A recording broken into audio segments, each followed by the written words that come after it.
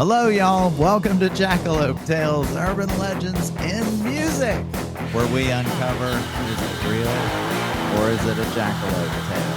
I'm your host, Charles Mooney. And I'm Lisa Umbarger. And Charles and I are founding members of the Toadies, and now we're podcasting. Yeah, we just go.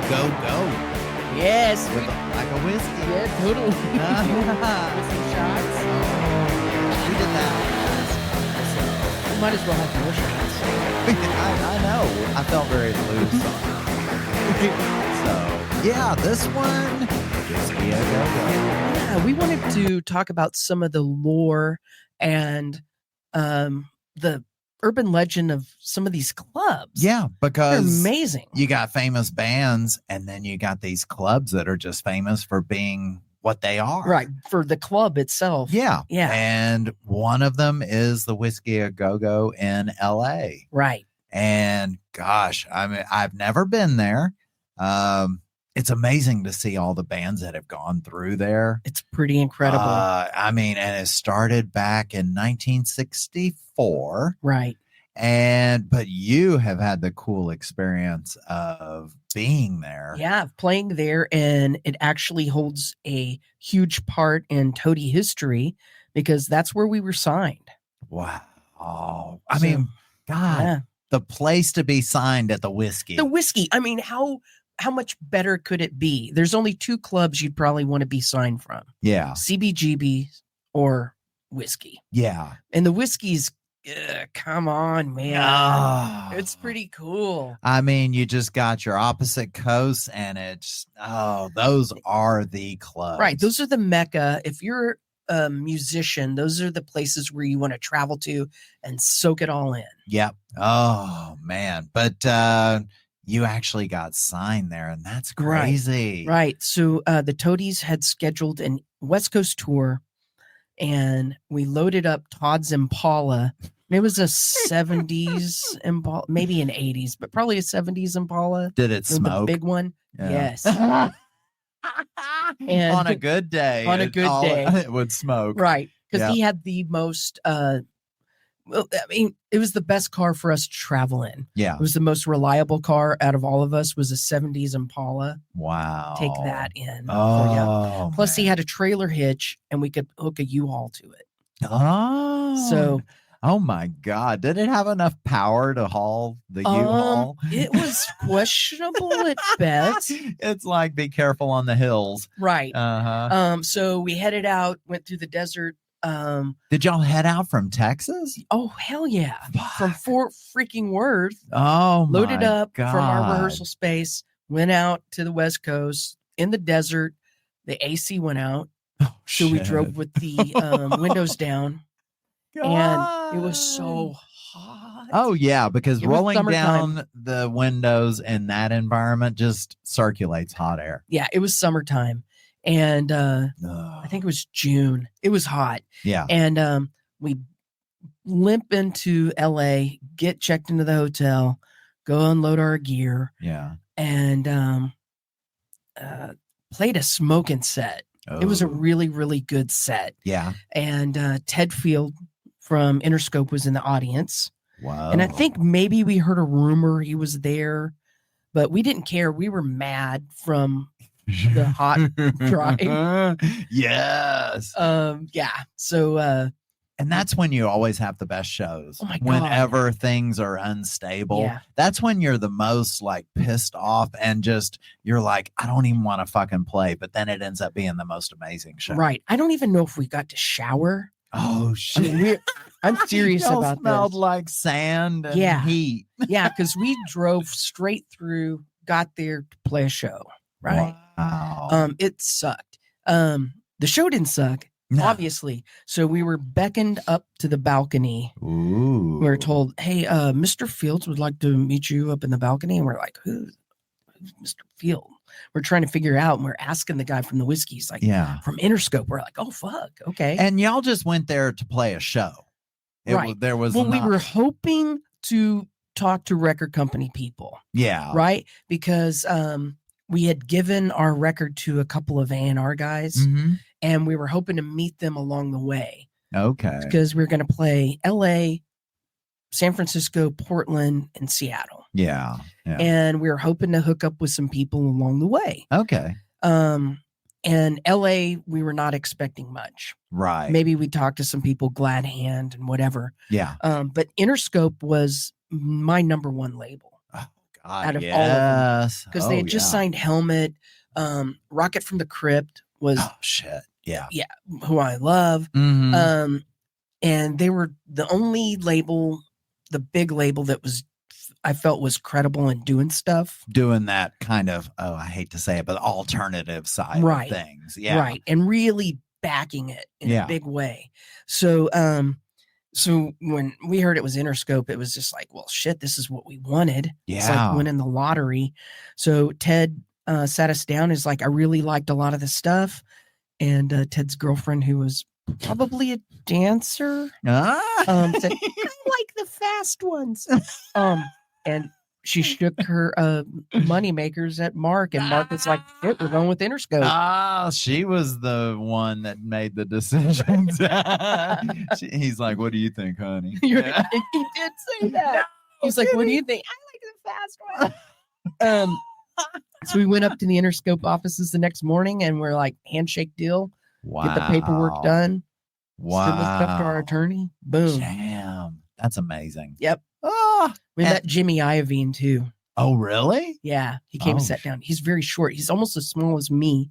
What? Yeah, he's a little guy. Wow. And I was like, wow, you fucked Stevie Nicks? You got up all in that? I'm tiny. See, you getting on the dirty side of things. Hopefully you didn't say that. I did not say that. Fuck up your signing. Oh, ruin everything. God. But yeah, it's amazing the bands that have played at the Whisky. So, I mean, y'all must have felt just like the history when y'all are inside there. Yeah, it feels like it's soaked in, not just in whiskey, but in that history. You know, you can feel it when you walk in. Damn. It feels like every band put their whole passion and energy there. You can feel it. And I'm sure we probably made some of it up, but probably some of it's real. Yeah. You can see the history on the walls of it. Yeah. Led Zeppelin. We're on the same stage as Led Zeppelin. Come on, nuts. kids. Oh yeah, it's just seeing who's been through, and granted, in their early stages of their career, but just the fact that they were there, right? Damn, and that was the place to be, and it still is. Well, probably not as much now because it's still historically important, but it's not as important as it once was. But it still has that steep history, and I love it. I love it. And today we're kind of talking about some of the bands that were there in the early days of it, right? Because you're covering Johnny Rivers, yep, and I'm covering the Doors, right? And both of these bands were house bands, early house bands for the club, because they were open every night and some shit was going down every night. Oh man, just to experience that, I know what a crazy scene there. So one of the bands that really made it big because of the Whisky was the Doors, and I mean we're going back to the 60s for both of ours, right? And the Doors, I mean, back in the 60s, one of the most iconic and influential rock bands. And really, the Whisky helped them to catapult their career.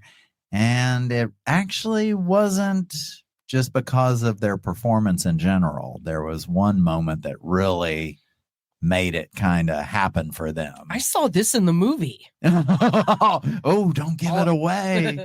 Oliver Stone's movie. Oh, yeah. And what's his name? Looked really like Jim Morrison. Right. Oh, gosh, why can't I remember? Fill in the blank, people. The guy who has the voice box. Yes. God dang it. And I love him. I even know that he's in that movie, Real Genius. I know. All right. We can remember the movie. I can remember his movies, but not his name. Oh, yeah. But in May 1966, the Doors actually became the house band at the Whisky after some of the venue's talent bookers had kind of found out about them. That would be the most crazy house band. Can you imagine walking in through the door?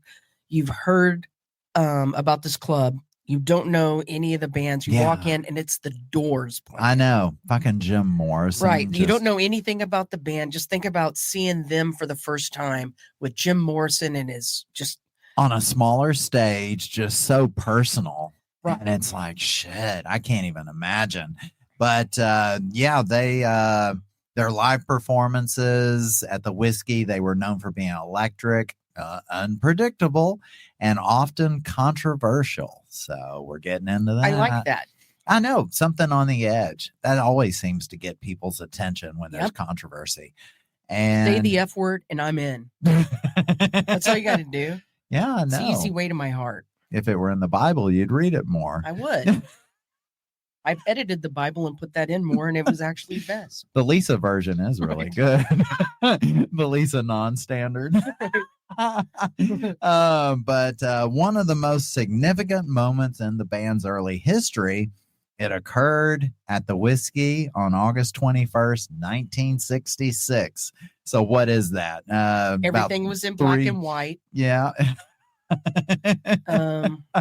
Oh yeah, they had to like kill the chickens and cook them in the back for. Do they serve food at the Whisky or just alcohol?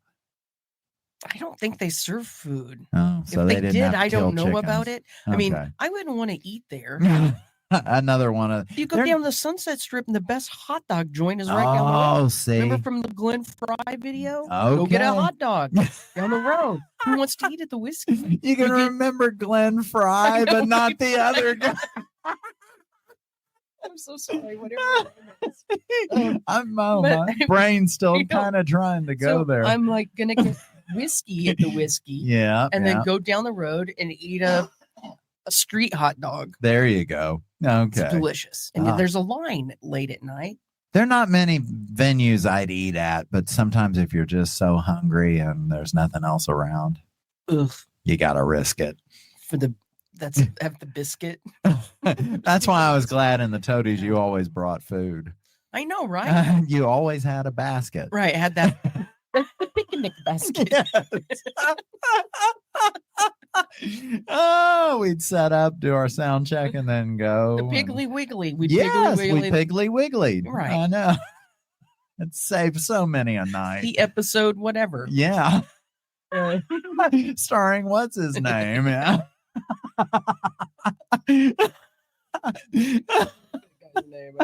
And don't you know everyone's out there going, it's fucking so and so. They email me and tell me about it all the time. Yeah, Lisa's cheating right now. She's pulling it up on her phone because we're gonna hit ourselves in the head for this. And I'm trying like hell to remember before you find it. Val Kilmer. Oh my God. Dang it. His name's Val. Val. He's Iceman. Oh, from Top Gun. Oh, God. Good Lord, man. Darn Val. We love you. And your turquoise necklaces. Well, that Thursday, August 21st in 66, it turned out to be the Doors, well, supposedly final performance at the Whisky. And I guess when you're a house band, you kind of play there a lot. Right. I mean, I guess if they don't have filler or they just want someone who has a big draw. You show up, you carry your organ. Yeah. In, your giant organ. Your Ray. Oh, God. Hoist it onto the stage. Play like little organ music. I'm not a fan of organ. That's the only thing about the Doors that I just like. Yeah. It's just like fucking Jethro Tull and their flute. Oh no. Just, the keyboard and the flute are all going together. Yeah, I don't want it. Yeah. It doesn't seem to come along with the music I like to listen to. Right. But so here this evening they were supposed to play 2 sets, and it started with Morrison missing the first set. So the rest of the band's there. He's not there. So they kind of do a little impromptu jazz thing. Gross. Yeah. For the most part. I mean, because, it's organ jazz. Yeah. Because can you imagine the Doors without Morrison? It's like. No, It's because like, he's the best part. yeah. Oh, no question. He was the most The guitar creative of it. Yeah, but yeah. Nah, no Yeah. thanks. Well, Ray's like slamming his fat fingers, his sausagey fingers on the keys, loud, banging away, and no. No. You got to have sausage fingers for a keyboard, don't you? But yeah, so they finished that first set, and the manager, Frank, I think is his name. Franklin, he goes by Frank. Yeah. Yeah. It was Val. Those hot dogs down the street are named after him. Oh man. But anyway, he went up to him and he's like, I paid for 4 people to perform here and I only see 3. You better get your 4th up here. So after the first set, the band hightails it over to where Jim Morrison's supposed to be staying at the Tropicana Hotel. And they go in and supposedly they find him naked except for a pair of cowboy boots and tripping on LSD. Perfect. Get him, put him right up on the stage like that. No need to put clothes on him. That would be iconic. I mean, that's the best. I love it. That's the best bolo. Jim Morrison. Morrison in boots. Oh, damn. I know. Yeah. Is that a trend we should start? It's better than Puss in Boots. Oh God. Oh man. It's just kind of, you want to take a shower after saying that sentence. Yeah. Oh, but the other members found him. Well, they got him dressed and they got him back to the venue. Dressing a guy that's totally tripping on LSD. Out of his mind on LSD, and you're trying to put a shirt on him and keep his junk out of your face while you're putting pants on, because he's wearing those snakeskin pants, probably, right? Oh yeah. Oh, no doubt. So what are they putting, some baby powder down so they slide on, because you know Vaseline. He's sweaty, right? You know he's sweaty. Oh, they're trying God. to hoist those pants up his sweaty legs. Oh yeah. As he's tripping balls, and he thinks that and they probably tried to put it on over the cowboy boots, and then it's like, God, this is fucked up. So yeah, it's not working.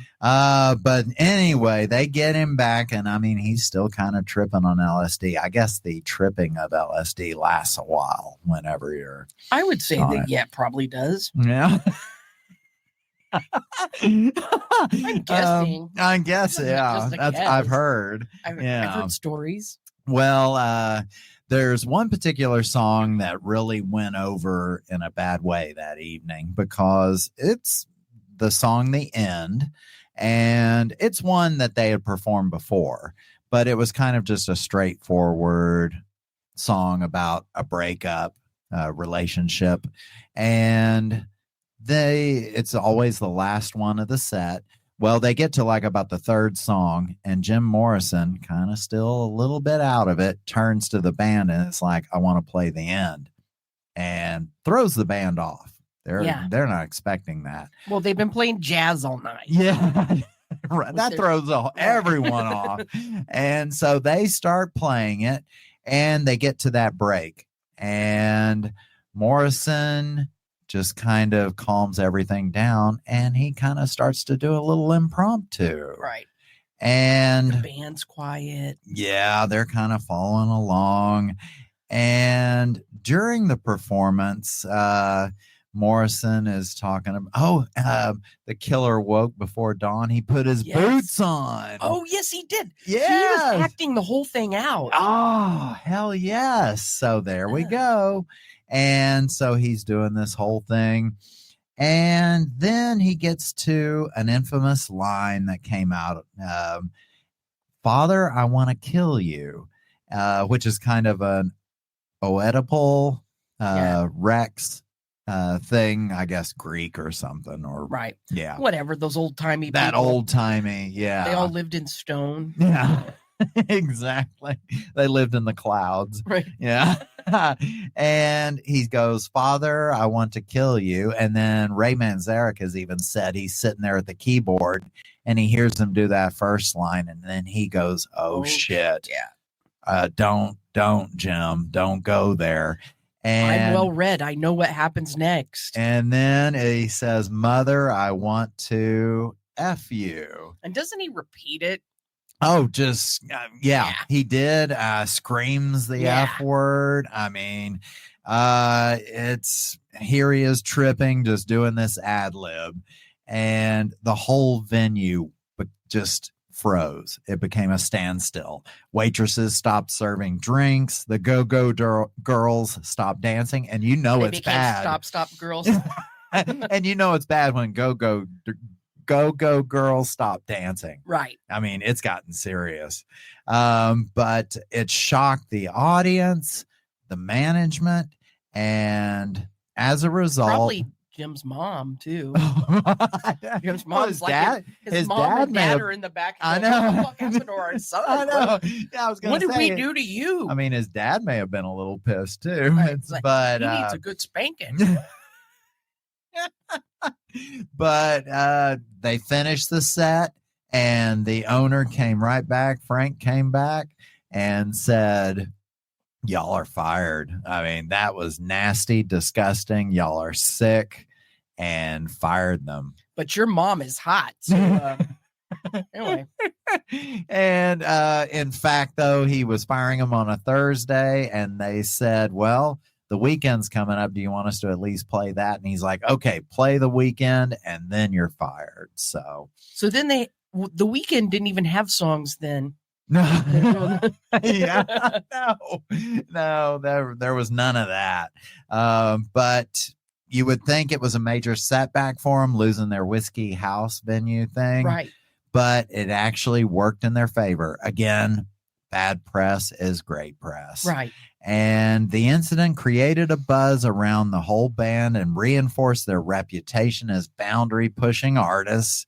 And very soon after, the band was signed to Elektra Records, and the album just became this success. I mean, it's heralded as one of the best first albums from any band. Right. So, can you imagine what the talk on the streets would be? Like, hey, did you hear what the Doors did? You know?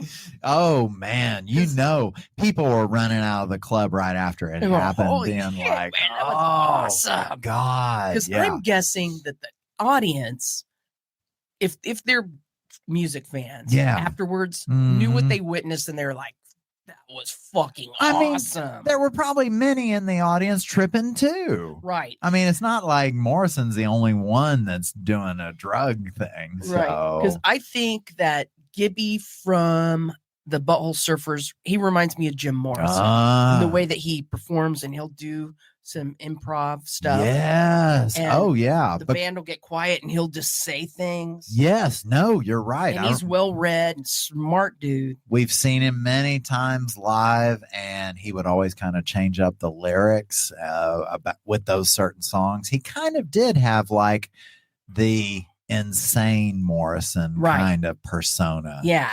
And that song on Locust Abo Technicians. Oh, yeah. The kid's talking to his dad. Oh, yeah. That kind of reminds me of that whole, you know? Yeah. No, that's a good when you analogy. See your mother, tell her. Satan. Yeah. Right. Okay. So, so I consider Gibby like a modern day Jim Morrison if Jim Morrison did way more strong acid. No. Yeah, they definitely had that in common. Yeah. Of being tripping when. Yeah. Because how many times were you shocked at a Butthole Surfers concert? Oh shit. I would be scared a few times. Yeah. I remember you want that. You're going for that. Oh, I know. I remember being right at the stage for one of them, and he brings that cymbal out and starts pouring alcohol all over it, lights it, and starts just splashing it with a stick, and that fire is going fucking everywhere. Right. So it was never, you didn't feel safe there. No, and that's what you were going for. I know, and I feel like that's what the Doors were doing. So those people left like, they're talking about it. Oh, yeah. The next day they're going, holy shit, I saw the coolest thing. Yeah. Yeah. There's no way that there weren't people in the audience like that were like bowled over. I know. So see, negative press makes great things happen. Right. So what should we do? Will it deal with cowboy boots? Well, or Doc Martens. Because, I mean, I don't have cowboy boots. You don't have cowboy boots. No. Glad we to could say. get some. Yeah. Should we get some? Ooh. Maybe. I don't What know about how. just a I don't know cowboy how hat? to buy cowboy boots. What about cowboy hat? Ooh, and Doc Martens. Cowboy hat and Doc Martens. Okay. And that's it. Okay. And we can't go to Walmart because too many hillbillies have already done it. They all look like that. And we don't want to be in with the hillbilly meth heads, so we're gonna have to go someplace fancier. But we love corn dogs. Okay. State Fair? Yes. Right. Okay. Whiskey's got the hot dogs. Texas has the corn dogs. Going to the State Fair. Yeah. Pictures in front of Big Tex. Yes. And then we can light Doc up Martens. Big Tex for a round 2 burning. Oh, totally whacked out of our mind on LSD. And let's try on the corn dog batter. Oh my god! I hear there's stuff in that batter. Well, I think if you smoke the corn dog, that you get kind of the same effect. So just like a big lighter, light that corn dog up. Oh shit! Smoke it. And we'll have to do it quick. We're gonna get thrown out pretty But if fast. we get arrested, that's corn good. dogs. It's good press, though. Oh, good it press. is great press. No kidding. I'm all for it. No one's going to want to touch us. Yeah. So those cops are going to throw a towel around you, and then they'll throw you in the vinyl back seat of a patrol car. Oh, sticking to your ass. Right. Yeah. Okay. We probably need to get an attorney before we plan all of this, so we won't have to be in there long, because we're like a corn dog in the drunk tank won't last long. Won't last long. Oh no. And I mean, I'll give up my corn dog to avoid being like manhandled. Well, just think about how we're gonna have to smuggle the corn dog in to the drunk tank. Oh, because they're not getting my corn dog. Oh man. Oh god. And they are big corn dogs. Oh, shit. Okay. That's what's gonna get us. It's like, press. Boy, why are you walking so funny? Right. Like DFW ban smuggles corn dogs into prison, into the drunk tank. Oh shit! And I want my Doc Martens back when this is done. Bastards. They'll probably keep those for evidence. But they ain't getting the corn dog. Oh hell no, no! It's staying right where it is until I get out. Find a safety corn dog. Oh, but yeah, the story of the doors, and you've got a good one too. It doesn't have anything to do with corn dogs. In fact, that's probably good. This guy's pretty squeaky clean. This is, I can't say clean. Anyway, I'm going to talk about another house band. Yeah, Johnny Rivers. And Johnny Rivers was the first band ever to play the Whisky in 1964. Wow. Opening night in January 15th. I wonder how many people were there. It's like, it was packed. Was it really? Packed. Wow. People were waiting to get into this place. I don't know what they did. Well, Johnny Rivers was already a pretty big name. Yeah. And they kind of poached him from another club. Yeah. So he probably brought the crowd. Yes. So Johnny Rivers definitely brought the crowd. Okay. It was a big, pretty big crowd that followed him over there. Okay. Gotcha. So they paid him the big bucks. Yeah. So that's basically what started Johnny Rivers' residency there at Whisky. Okay. So it was fancy. They didn't call it the house band. Oh. Johnny Rivers was in residency. Ooh, like Vegas. Right, exactly. Okay. So that opening night, the club had a female DJ suspended in a cage who played records in between sets. Oh, okay. So that's what started the whole rumor that they had go-go dancers in cages. Oh. So they didn't have room on a stage or on the floor level because so many people were in it. Yeah. So they raised the DJ up in the air. Oh, wow. To keep her suspended so they could have more stage room. Okay. Yeah, you said the place is small. Yes. So when people went out on the street and were talking about it, it was dancing girls in cages. It became a go-go girl. Okay. But it was actually the female DJ dancing around playing music. Wow.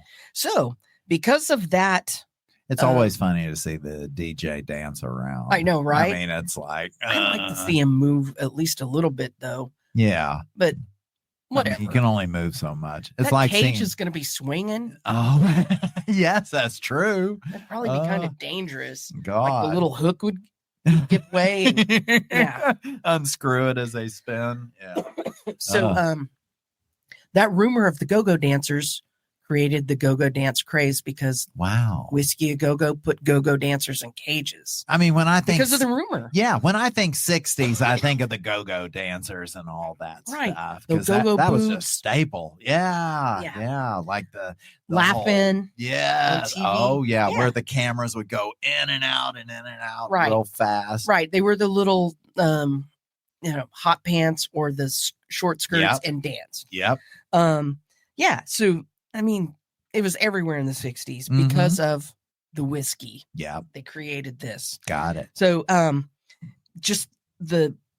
it just became a giant go-go craze, and everyone wanted to be at the whiskey and everyone wanted to be on the Sunset Strip. So the Sunset Strip became a thing. Damn. And it's where everyone went. If you were in LA, you wanted to go to the Sunset Strip to party. That's where you went. It was like our Camp Bowie in the old days. Totally. Without cruising. Yeah. Well, I take that back. There was cruising. There was back then. It's rich people in fancy cars. Oh, okay. Not young people. No. Not high school kids.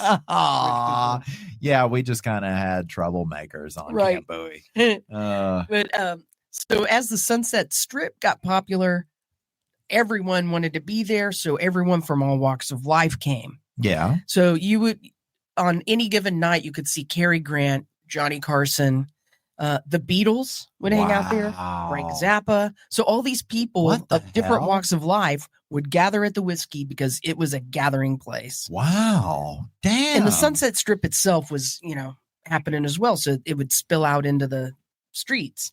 Can you imagine being on stage and like seeing Frank Zappa walk in, or Johnny Carson walked by with his girlfriend Ed McMahon. They're on a date, on a big date. Damn. Have you ever had that happen when you played live, where you saw someone in the crowd? Who? Gosh, who have I seen? Trent Reznor one time. Oh, in the crowd. No way. Hey, Trent. Hey, Trent.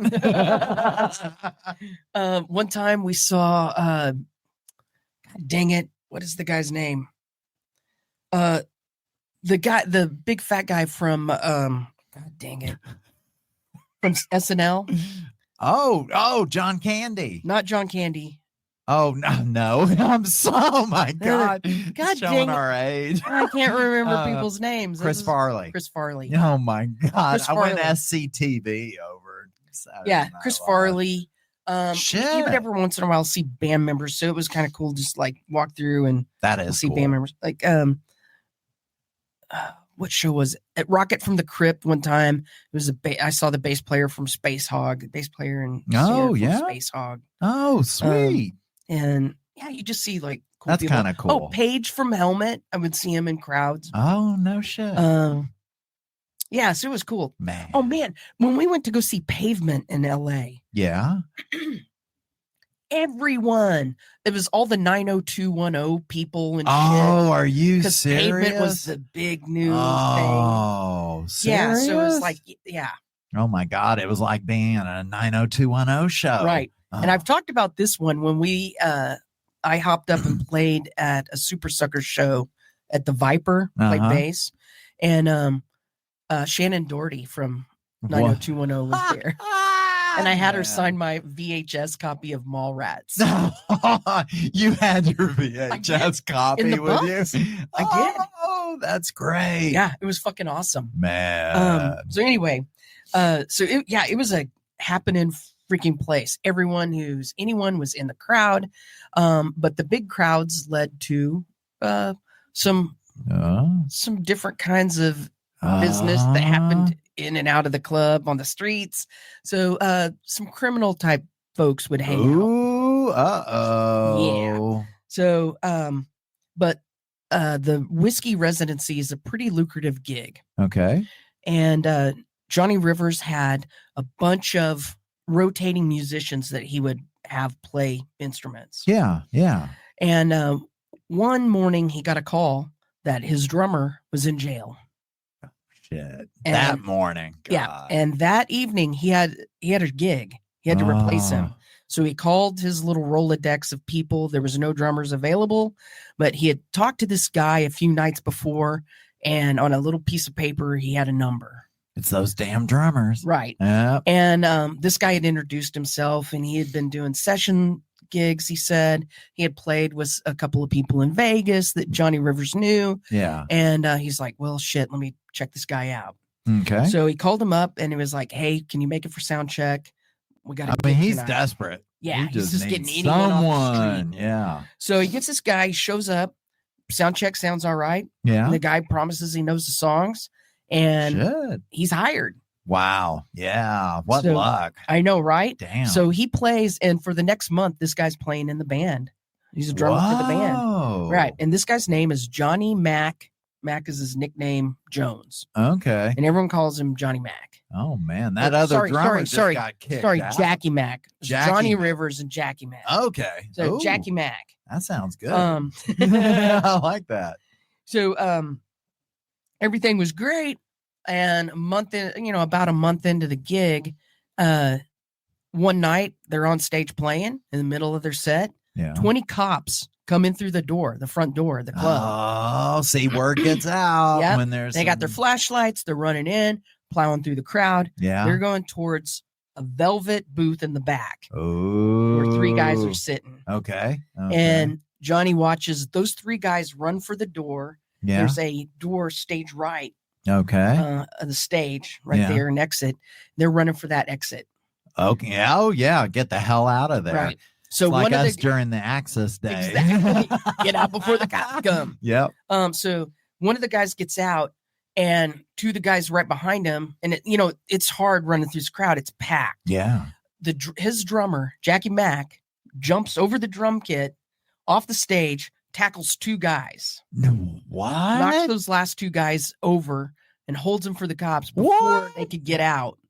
And that's when Johnny Rivers found out his drummer is a cop, Oh an undercover cop. no. Yeah. No. Yeah.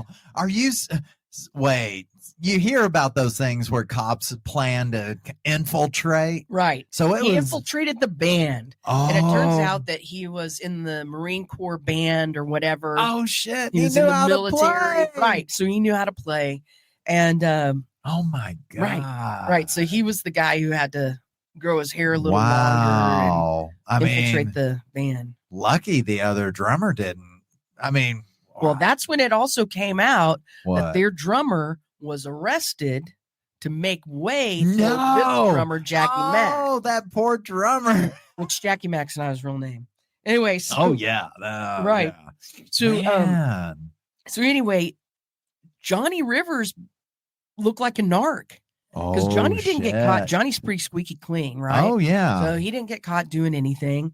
And the cops thought that they would catch Johnny, but he wasn't. None of his band, they were professionals. They showed up, they played the gigs, they drank, but they weren't into any but other they kind weren't of, into the old Yeah. dark underbelly of Right. the mafia world. but some waiters and some door people got arrested. A Oh, bunch of people shit. got arrested in the club. club, Ah, Had to shut down for a couple of days. and, man. Johnny and his band were sent packing. They were no longer. Oh shit! No, They were no longer the house band. For Oh, the because Whisky. he was They were narc? narcs. They were a band of narcs. Because even though he didn't know about Even though it. he did not know it, he's associated with this guy Oh shit! that's Yeah. only been. Well, I mean, he's played with him for a month while this Yeah. guy is on. Totally doing Yeah. undercover I bullshit. know who would believe that. That's Right. true. Okay. Yeah. So he was let go. It was kind of a sad thing, and kind of gave Johnny a bad name around town. He was having trouble getting Oh, shit. gigs. Yeah. He's at this high pedestal. Mm-hmm. Oh yeah. Now he's like trying to find a gig. Oh yeah. Well, it led to him. It was a blessing because it led to him writing his biggest hit of his career, Secret Agent Man. Oh shit, that's the one I know. Right, that's the one most people know. When you hear Johnny Rivers, you think Secret Agent Man. And it's about his little narc drummer. Wow, the way to turn it around and make it work for you. Exactly. Holy hell. And then everyone forgave him because they're like, dude, you wrote a song about it. We love you now. You can't be undercover. Oh, man. And that's how Jackie Mack, the fake cop and fake drummer, became the muse for Johnny Rivers. Man, infiltrated. Right. That's nuts. Man, I'm telling you, those narcs, they can ruin your reputation. Yep. So stay away from narcs. Yeah. Don't say a thing to Snitches anyone. get stitches, kids. It's for real. It happens in real life. Oh, yeah. No, I mean, you got to be careful. So, right. Those, I wish I knew the real name of that drummer. Oh. Because what if he showed up and that's actually, he was in like Motley Crue later. Right? Well, yeah. He's like, you know what?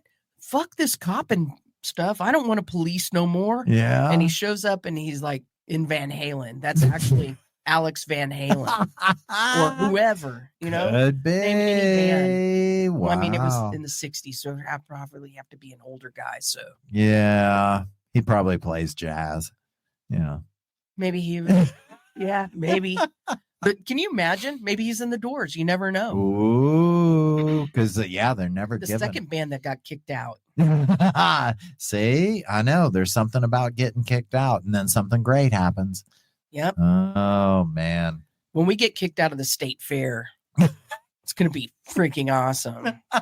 We'll never get to go there again to watch chickens dance on hot plates. Oh God, man. Yeah, I'm okay with that. Yeah, that'll work. But hopefully, maybe we should go to the Fort Worth Stock Show and do it. We'll go there next because we'll be kicked out of. Because I'm okay getting kicked out of the stock show too. Yeah, and then we can go to the Japanese garden. I mean, we'll just go to all the We wouldn't be kicked out on the blacklist. Yeah. We'll go to the dried up water garden if it is even there anymore. Is it in convention centers? Yes, yeah. Jackalope Tales coming to a convention center Comic-Con. But we'll always have to have a corn dog because that'll get us through jail time. Show up and eat corn dogs. Oh man! Don't remove the stick because you got to get it out. Oh my God! Yeah, you got to have the pull tab. Yeah, exactly. Oh man! Oh, speaking of pull tab, it's the kazoo, everybody. You got to get the kazoo out your butt. Oh, God, the pull tab. Oh, God, it's made us cough like old people. Choke. Yeah, I know. Oh, man, yes. This is the Lone Star Salute. And this is where we read to you your reviews, your one-star reviews of music, musicians, venues, anything to do with music. Yep, people have an opinion. We kind of like it because it's a 1-star. It's not the boring 5 stars where people just rant and rave about something. Right. We like it when you get salty. Yeah. And yeah, so on mine, it's hard to find a negative Doors review on most of their albums except for one. Which one? The Soft Parade. Yeah, I don't like that title. It's not very. No one likes to hear anything soft. Yeah, no. It's kind of like a moist, parade of softness. Moist. It's soft. Well, this was the album. A lot of people don't even really realize they brought brass in. The Touch Me song came off of this album. So there were some hits off of it, but not many. But I think the brass and the strings kind of put people off. And it put off this reviewer of the Soft Parade. His name is Shakespeare. Shakespeare was dead then. Yeah. Well, at least with his review, I understand it. Because a lot of Shakespeare, I'm like, oh, fuck this. Right. Too many hithers. Right. Hithers. Yeah. Yeah. Yonder bomb. Yeah. He goes on to say, unfortunately, this album really doesn't have any substance.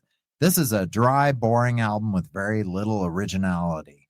The special thing about this album is they added brass on many tracks, but not only does this brass destroy the Doors' signature sound, it clashes with it. It's like wearing an ugly sweater on top of a good shirt, and their colors don't even match. Morrison's lyrics are simply stupid and contain no thought-provoking essence or imagery. Better luck next time, guys. And he ends it with, hark, what light breaks on yonder window. Whatever. Oh, hither von hither. Yeah, you gotta. I should have said it in British. And she is the moon. I can't quote any Shakespeare. Well, is Jesus wept in Shakespeare? Or is that the Bible? I keep getting them mixed up. Or that was the movie. Hellraiser. That one I get Hellraiser and the Bible mixed up all the time too. It's like, well, they both come in a box. They both have pins stuck in them. Oh my God! Yes. Nails. Okay, 9-inch nails. Yeah. Yep. Ooh. But yeah. So, what is your review? Well, my review is of the venue. Whiskey a Go-Go. Ooh, good twist. And this is from a musician named Joel Lopicola.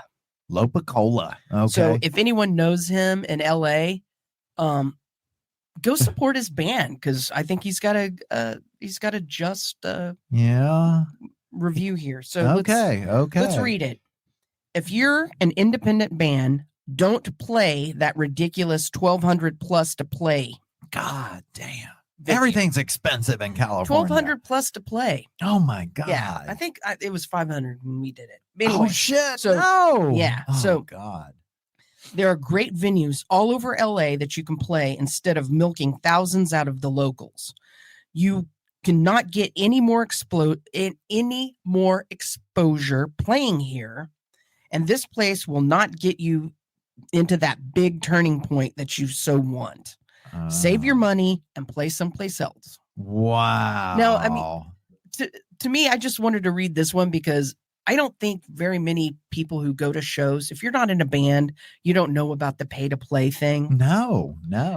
And if you are in a band, this pisses you off a little bit. Yeah, it definitely does because it's the Whiskey just basing. It's like you are lucky to come play at our place. Right. And it's not like you're guaranteed anything by playing there. You could leave in the red. I mean, so basically you're paying the club's bill and taking all of the responsibility because when they have a national act, they're not paying to play. They're paying them. Hell no. So you're paying to keep the place up. So you have it's just ridiculous. You're paying their rent when it should be by how many people you draw. Yeah. Right? Yeah. So we do have one pay to play club. If they're still around, they keep opening and closing. Yes. But in DFW, we have one in Fort Worth called The Rail. The Rail. Oh, and they have ripped us off so many times. They owe us money. Oh, yeah. What would they say? Come back tomorrow because the money guys already left for the night. Yeah. Oh, the night of our show. Yeah. You show up at the end of the night and go, hey, where's our money? And they're like, come back on Tuesday because that's when the manager's here and he'll get it for you. We show up on Tuesday and he's like, we don't have the keys for the register. Get that out of there for you.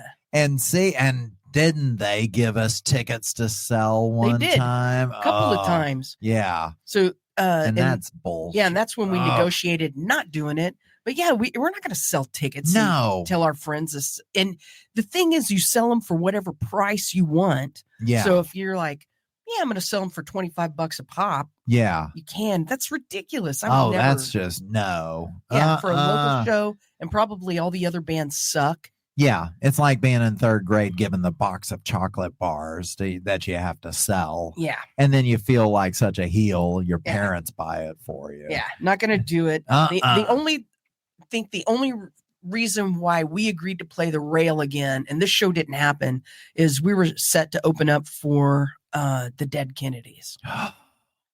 Was Wasn't that it? before COVID? What killed it? COVID? Yeah, I think it was. It was the COVID thing. And Yep. man, I really Oh, wanted to shit. I play mean, I with the just dead Kennedys. oh, the way I and I felt know it when wasn't heard with about that. Jello, but I don't care. Yeah, to still have East Bay and Yeah. Claus and I don't know if DH Peligro was. I don't know trained either. by I was just stoked, But and I was just to be there. just the idea and, of it oh, just made me happy. But Yeah. if you know anyone at the rail, where's my money? Where is my money? Right? Yeah, we never got it. Right. We keep going back. How many times they did it? At least twice. I want to say 3 or 4 times. Yeah. So are we stupid? Wow. We're dumb. I don't know. I know. Well, Yeah. they kept Why they did were like, we play 4 times? well, I there? think because they kept saying we got new management's different now, and we Oh, show up shit. and it wasn't But different. the same tactic. Yeah. Good Lord, man. Oh, well, if they're not around, it's a happy ending. Oh my God! Right? See? That's the only club that closes where it could be a happy ending. Unless we get our money, you guys can make it right. You can make it right with us. Give us our money. Make it right. Everyone's happy. Yeah, let's just call it a day. Right. And then we'll be good. we'll quit talking shit about you. Yeah, we won't keep. Get your name out of our mouth. We wouldn't mention you on future podcasts.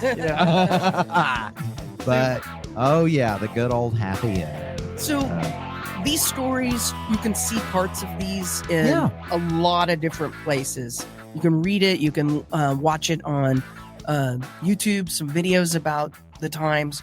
The details. So many details are. It's like hearing gray areas. It's like hearing a story from your grandpa about the war. It is grandpa talking about the war. It's script. Yeah. Back in my day. Yeah.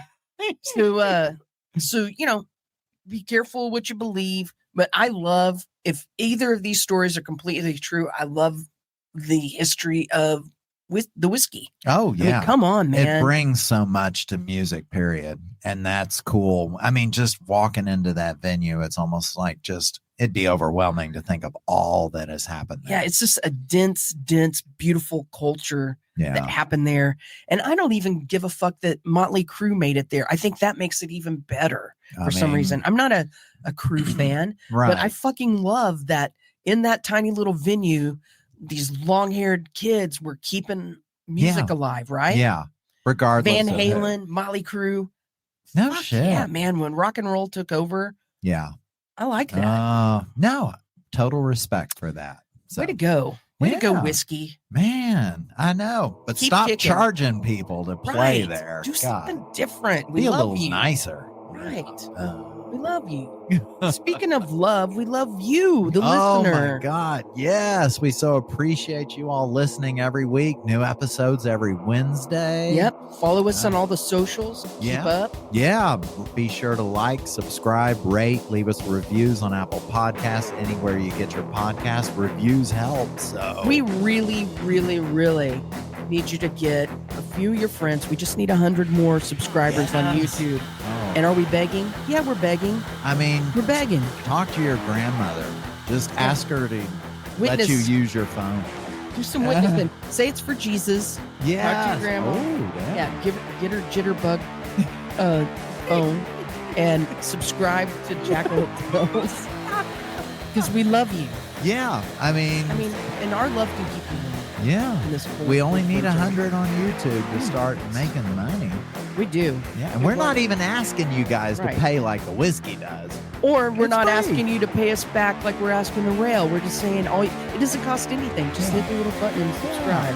And if you want to pay, we'll even send you a shirt. So, because you can order apparel, accessories. Right. Yeah. Anything but underwear. So we got you. We got you. Yeah. Right. And join us next time as we question, is it real or is it a jackalope tale? Gotta appreciate the jackalopes. So many jackalopes. I love them. So many jackalopes, so little time. Jackalope of all trades. Ooh, there you go. New shirt.